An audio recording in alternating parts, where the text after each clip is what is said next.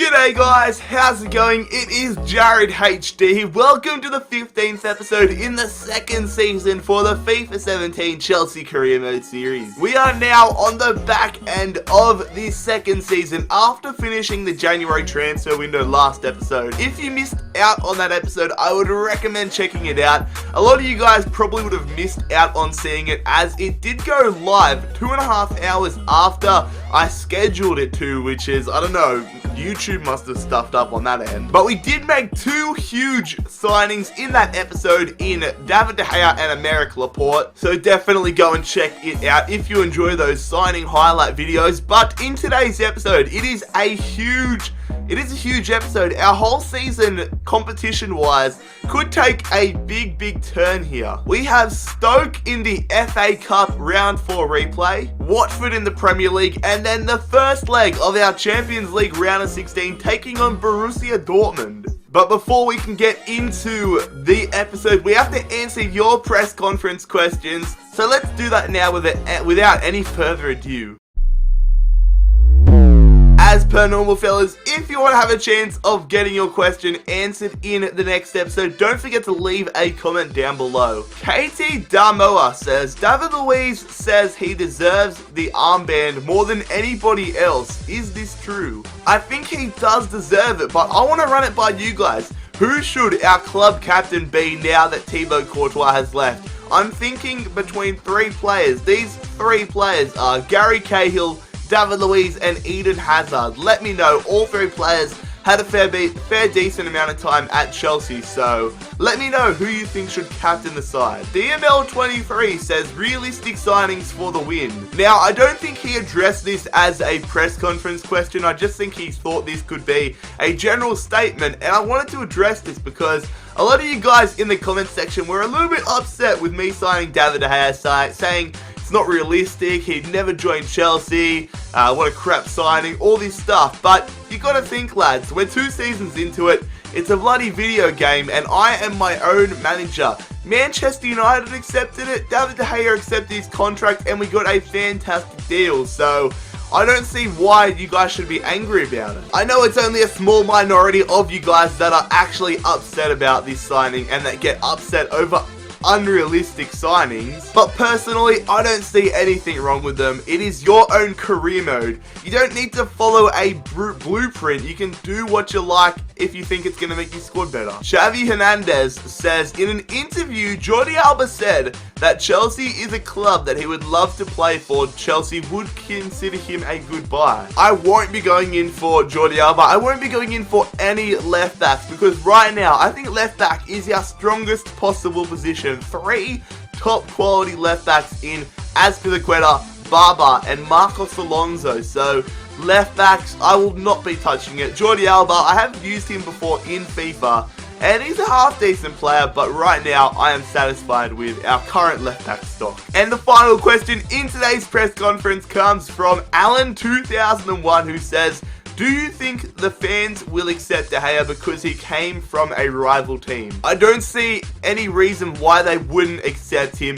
He has signed for us. It's not like we sold one of our players to a rival team. If anybody's going to be upset, it's got to be Manchester United fans. But we have stolen a great player from a great rival team, and that is going to help us make our opposition, of course, our rival, a lot weaker. So I don't think the fans should be upset about it. Of course, he probably has cost Chelsea some points in the past, but now he is on our side. He's a valuable asset to Chelsea, so the fans really should support him if we want to see him get the most out of his potential. Anyways, fellas, that is where we are going to conclude today's press conference. Thank you once again for the fantastic questions. Let's get into the gameplay now, the FA Cup replay against Stoke.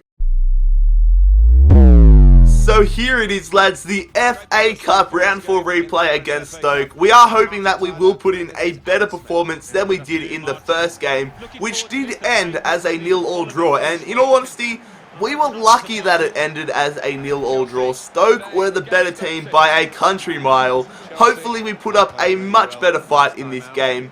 Yeah, I don't want to get knocked out of the FA Cup. So here is our starting 11 for this FA Cup game, giving a few of our youngsters a go due to the fact that we have a little bit of fixture congestion coming up in today's episode. February is a bit of a frantic month, so we have to be strategic. And then here is the Stoke starting 11. So Jack Butland in goals. They're rocking a pretty strong side. It looks pretty similar to the one that they rocked in the first game against us, so we're going to have to be on full alert once again. They turn it over though. They're passing it around. They take the strike and they put it over. Here we go, lads. Pione Sisto going to Solanke. Going. Griezmann. Long finesse. And that might be a corner, or did he just miss it? He missed it. We've got numbers but no real space. Here we go. Solanke. I see Musonda. It's Fabregas now to Solanke. Musonda hits it off the crossbar. Griezmann with a follow-up. Another follow-up. Oh, we can't get it in the back of the bloody net. Going to Rajanan Golan. Who's going there? Griezmann spinning, great move. Antoine Griezmann hits it and he missed it across the bloody body.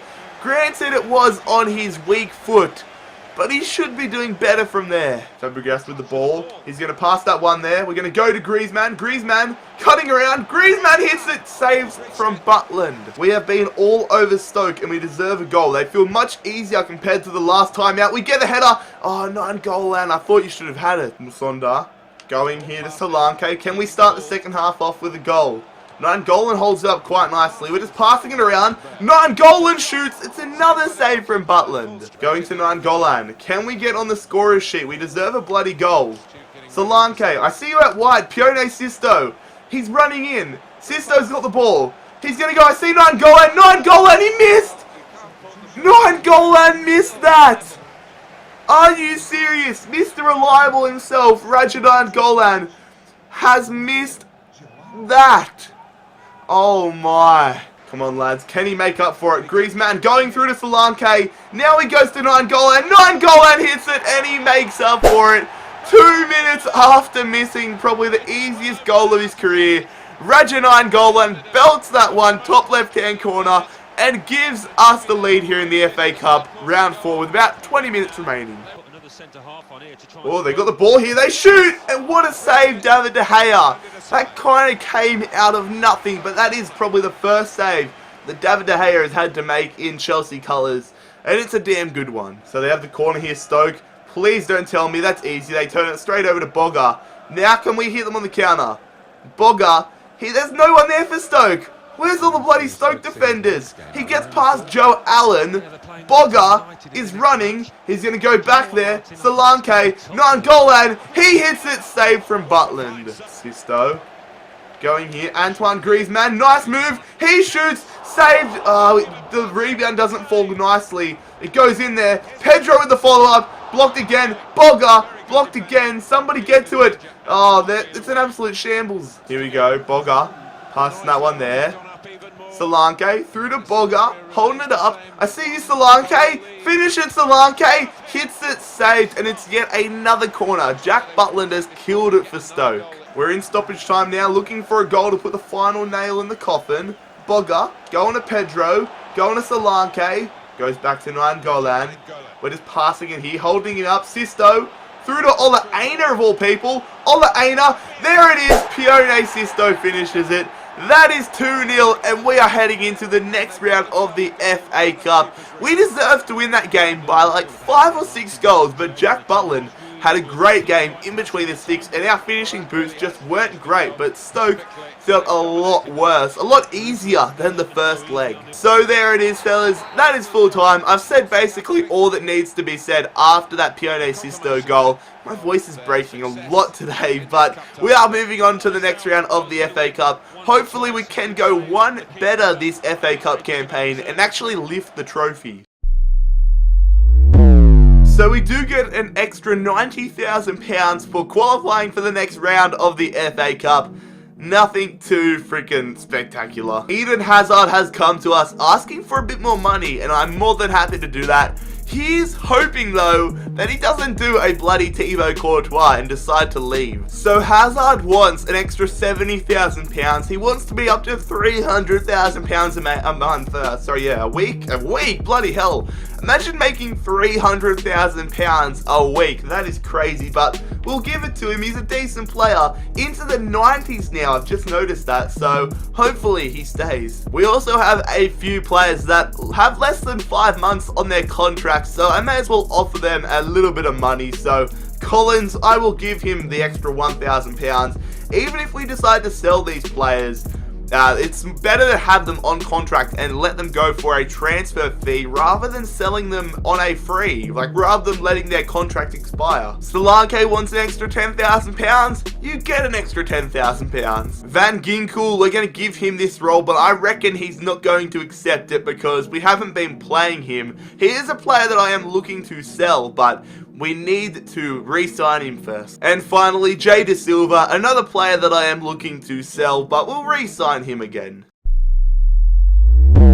We are travelling to Vicarage Road for the second game in today's episode, back in the Barclays Premier League, taking on Watford. So having a quick little gander at the Barclays Premier League table, we are top, a game in hand and 9 points clear of Crystal Palace. We win here and we go 12 points clear. So here is the Watford starting 11. The Hornets line up. Asmir Begovic, our former goalkeeper, is in between the sticks. Etienne Capoue, they had Igalo in there. They've got a half-decent side, Watford. We're going to have to be on our A game. And then here is our starting 11 for today's game. And it's a pretty strong side. I want to make sure that I have a decent buffer in the Premier League towards the end of the season. I want to wrap things up with the Premier League pretty quickly, so that we can put a lot of our attention into the Champions League and FA Cup. Oh, they're on the attack now, Watford. They're going through. Barami. Barami's got a bit too much space for our liking. I see a lot of Watford players on the edge. They whip that one in there and they have the freaking lead. What was David Luiz doing? I was just trying to jockey, and I was expecting him to just square it into someone on the edge of the box. But instead he takes a pretty stupid option in my opinion, chips it over, but gets the goal. David Luiz, you didn't even jump for it, son. They're on the attack, Watford. Igalo. I've gone on to counter-attacking mode because Watford are absolutely dominating us. They take the long shot, saved from De Gea. Watford attacking again, looking for a second goal. They go through David De Gea. What a save. We need to get back into this game. James going to Immobile, going to Dybala. He's going to go himself. Paulo Dybala's through. Paulo hits that one. It's blocked from Begovic and we get the corner. Come on, lads. Do something with this. We go in. It's Aurier. Open header. It's cleared away. It wasn't going in anyways. But how strong he was. Fucking Azpilicueta. You're getting subbed off, Azpilicueta. Good stuff from Alonso. Fresh off the bench. Already being better than freaking Azpilicueta was. Now can we get something going? Immobile through to James. Someone make some space. We're just passing it. Kante through to Immobile. Hit it, Immobile. That is such a poor bloody shot. That just describes our afternoon. So it's a corner here for Watford. We need to get it away quickly. We can't afford to concede another corner.